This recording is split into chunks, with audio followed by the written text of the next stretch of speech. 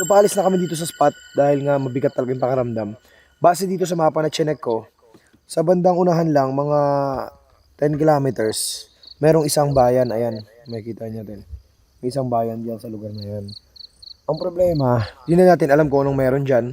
Tsaka gabi na, baka maalarma sila na ba't may dumating na tayo. So hindi sila sanay sa tao dito kasi nakita nyo kanina umiiwas talaga sila, ilap talaga. Siguro titignan namin merong highway mismo doon sa unahan. Pero sobrang liku-liko kasi ng daan, talagang as in, alam naman niyo siguro yan pag ni-research itong Cordillera.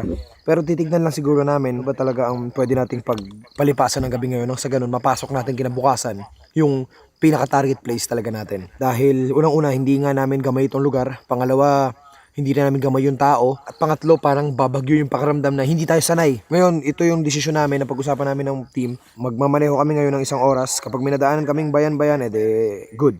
Kapag wala kaming choice kundi sa gubat pagpalipas ng gabi. Which is wala namang problema sa amin. Ang ayaw lang namin makabulabog ng mga taga rito. Pero wala kaming ibang hangad kundi tao sa tao lang rin, magstay sa lugar nila, bumisita sa lugar nila, at makita yung ganda ng lugar nila. Yun lang naman, wala namang kaming ibang hangad dito. Larga na muna kami. Yeah.